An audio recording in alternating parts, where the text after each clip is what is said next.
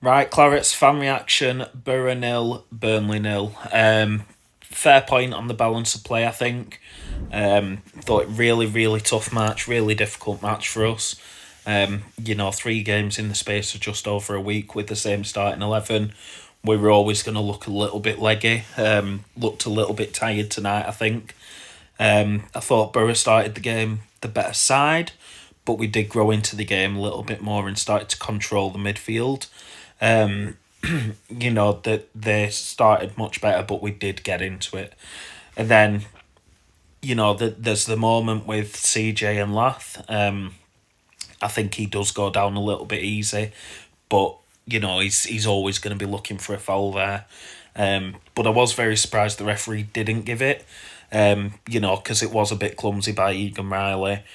And I'd be shouting for it if it were a Burnley player. So it is what it is. I do think he went down a little bit easy, but at the same time, it's not really a foul. But yeah, and then obviously Trafford switched off and he should have just put his laces through the ball and get rid of it. And I thought he got lucky that they didn't score from it because it would have been on him. Obviously, he thought the referee was going to blow for a free kick, but you're always told, play to the whistle, and that's what he should have done. But other than that was really it for their chances. They created a couple more, but Traff made some good saves. And that was it, really. They didn't really create much. But then again, neither did we. We didn't really create much either, other than, the Brownhill effort, which you'd have expected him to bury. The lad's in form. He's got 9 goals this season. You'd have expected him to put that in the back of the net. Anthony did really well to win the ball and take it past his man. And the ball back to Brownhill as well was good, but he just got too much on it, didn't he? He just, he's tried to pass it into the net and he's just got too much power on it and went back a little bit and it's just gone over, and that was it really for our chances. I said on the full-time show after the last match I wouldn't have changed the starting 11, but fresh legs probably would have helped us tonight. I think the subs were made, the right ones made by Parker, but they were just a little bit too late for me. Obviously, Foster could have done with coming on a little bit earlier, maybe Koleosho a little bit earlier. I thought Anthony played really well, so it was a shame to see him go off, but at the same time, he maybe should have come off, a little bit earlier for Koleosho to come on.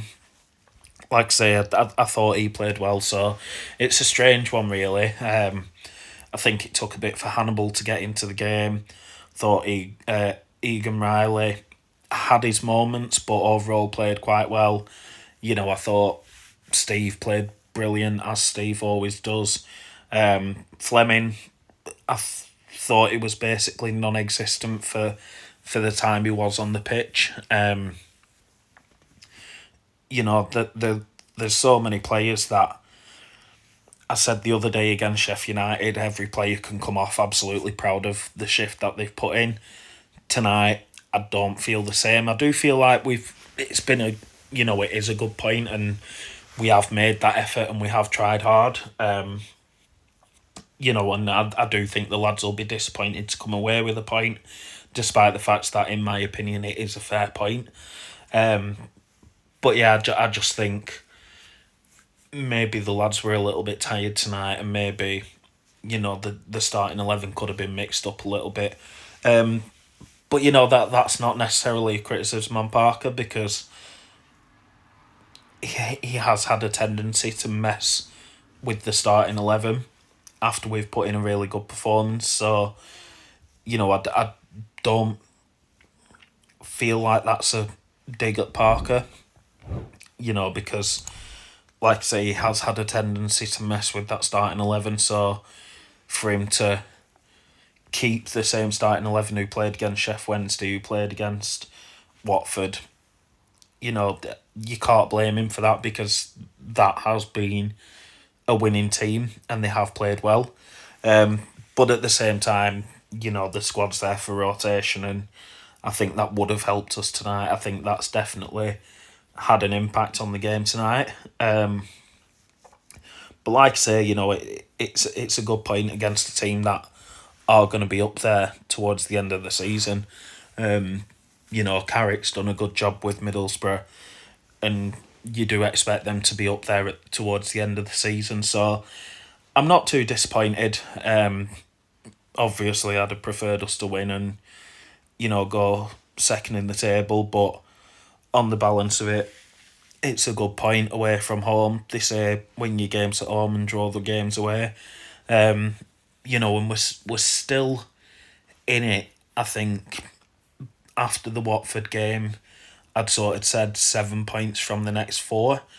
And at this moment in time, we're halfway through them. Obviously, we've played Sheffield United and Borough tonight, and we've got 4 points out of that. So, yeah, I'm happy at the moment.